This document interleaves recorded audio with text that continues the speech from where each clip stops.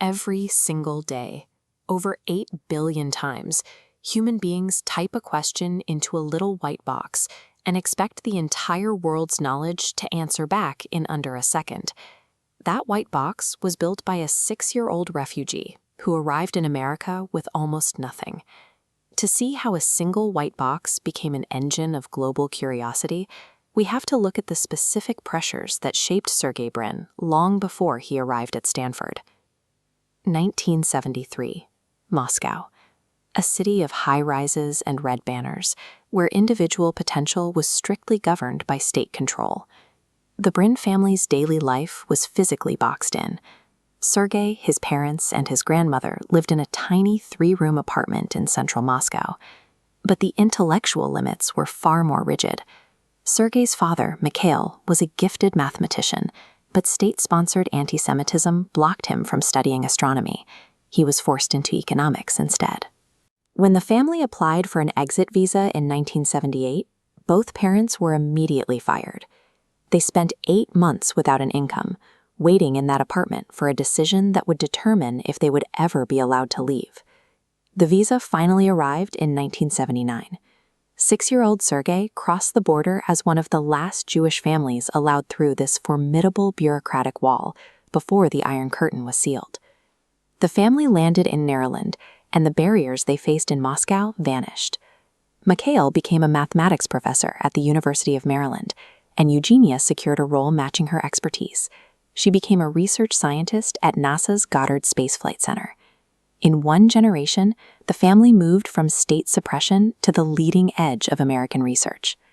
On his 9th birthday, Sergey received a tool that gave his mathematical obsession a concrete outlet, a Commodore 64 computer. In this new environment, Sergey evolved from a 6-year-old refugee into a 19-year-old honors graduate. By 1993, he had his bachelor's in mathematics and computer science and was headed to Stanford. At PhD orientation, Sergey was assigned to show the campus to a new student, Larry Page. They disagreed on nearly everything, but that friction generated a specific kind of intellectual energy. They were looking at the early web, a massive, disorganized pile of data. In the mid-90s, search engines only matched keywords. If a site used a word the most, it appeared first, regardless of whether the information was actually good. Larry's idea, which they called backrub, applied a rigid academic rule to this chaos. In science, a paper is important if other reputable papers cite it. What if you ranked every web page by how many other pages link to it? By treating links as research citations, they created a mathematical hierarchy of truth for the entire web. By applying this specific filter to the internet's data, they built a tool that understood relevance for the first time. The technology was superior, but the industry leaders of the era couldn't see it. Sergey and Larry tried to sell their search engine to the major portals, hoping to return to their PhD studies. They offered the technology to Excite for just $1 million. Excite said no. They offered to license it for even less. No one wanted to buy. The rejection forced them to take a different path. They dropped out of Stanford and moved into a garage, funded by a $100,000 check from Sun Microsystems co-founder Andy Bechtolsheim. Their landlord was Susan Wojcicki. Her Menlo Park garage became the physical boundary for a company that didn't even legally exist yet. The refusal of the corporate establishment was the final pressure needed to ensure Google remained an independent force. The famously sparse Google homepage was born of necessity. Sergey and Larry barely knew HTML. Their technical limitation accidentally created a global standard for usability. This chart shows Google's daily search volume. In 1999, they were handling 500,000 searches a day. By the year 2000, that number crossed 18 million daily queries. They named the company after the Google, the number 1 followed by 100 zeros. It represented the infinite scale they intended to organize. Google outgrew the garage, moved into a massive corporate headquarters, and eventually launched an IPO that transformed 2 graduate students into billionaires. The boy who was once told he had no future in the USSR had built the tool used to organize the world's future information. But as Sergey Brin's influence scaled, he was about to discover a different kind of limitation, a hidden flaw in his own DNA that would force him to shift his focus entirely. That's in part 2. On August 19, 2004, Google entered the public stock market. The initial public offering raised $1.67 billion, establishing an immediate $23 billion valuation. Overnight, hundreds of employees gained immense wealth, and the company's two 31-year-old founders became billionaires. At that exact moment, the scale of their operation was already difficult to comprehend. Users across the globe were accessing Google 200 million times every single day. That is 138,000 searches executing every minute. In the technology sector, this is typically where the story plateaus. A massive IPO usually signals the end of the volatile building phase. Founders cash out, step back, and allow the company to settle into the comfortable rhythm of maintaining its single, highly profitable core product. Google bypassed the typical stagnation phase. Their blueprint for expansion was mapped directly to a specific psychological profile. Sergey Brin is a computer scientist, but his free time is spent jumping out of airplanes, springboard diving, and performing on high-bar gymnastics equipment. He once learned a full flying trapeze act out of boredom.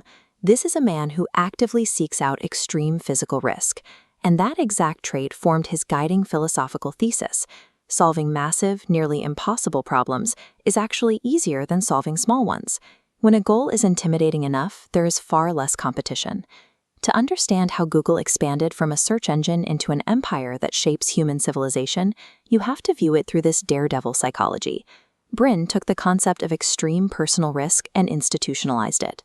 In 2006, Google purchased a rapidly growing video platform called YouTube for $1.65 billion in stock. Financial critics immediately labeled it a massive overpayment. Brin viewed it as a necessary gamble on the future of video infrastructure.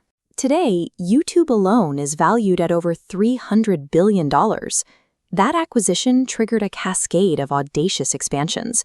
They launched Gmail, mapping the world with Google Earth and Street View, built the Android operating system, and developed the Chrome browser.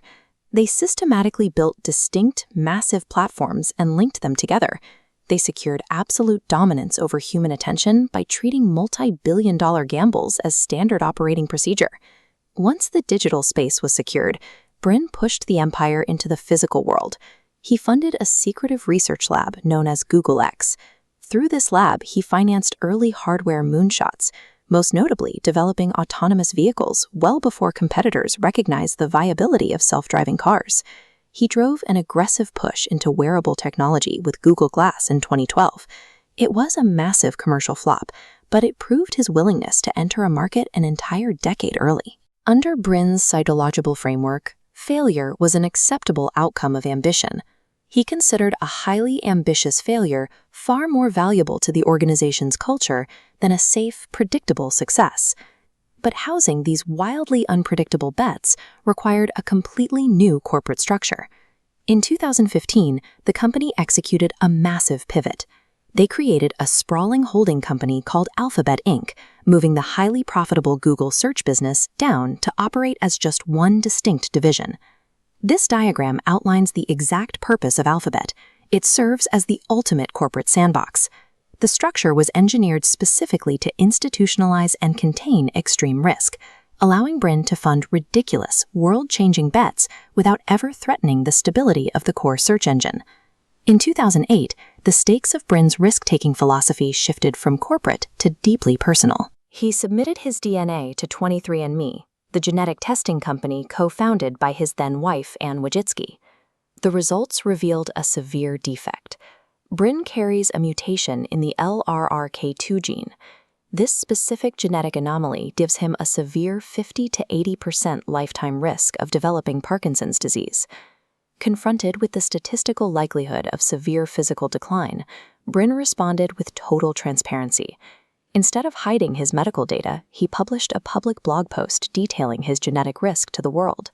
Then he launched a massive financial counterattack. He directed over $1 billion toward Parkinson's research and founded a new coordinating organization. But more importantly, he forced researchers to adopt Google's methodology. Instead of the traditional scientific approach, forming a hypothesis and gathering data to test it, he demanded they collect massive amounts of data first and let computational patterns locate the answers. Brin weaponized his philosophy of disruption against his own DNA. He looked at the glacially slow pace of traditional medical science, and he attempted to rewrite the methodology entirely. By December 2019, Brin and Larry Page quietly stepped down from their executive roles. They handed the CEO position to Sundar Pichai, leaving the empire they built to run itself. That retirement lasted until 2023. The sudden, explosive rise of ChatGPT introduced a direct existential threat to Google's foundational search monopoly. In response, Brin returned to the Alphabet campus. He rolled up his sleeves and inserted himself directly into the development of Gemini, Google's competing artificial intelligence model. The prospect of sitting quietly while competitors dictated the most important technological race of the century proved completely impossible for his psychology. Today, Sergey Brin holds a net worth exceeding $135 billion. He owns a 73-meter superyacht and a private jet, and he funds a company building massive, zero-emission airships. This staggering concentration of wealth stands in stark contrast to his origins. He was born in Soviet Moscow to a family that was systematically denied career advancement and future prospects due to religious discrimination. He arrived in America as a child with nothing.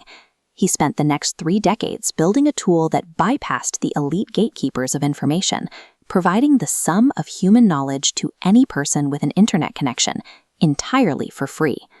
This tool became a universal standard for how our species finds its answers, because its architect insisted that audacious risk was the only true way to build a future.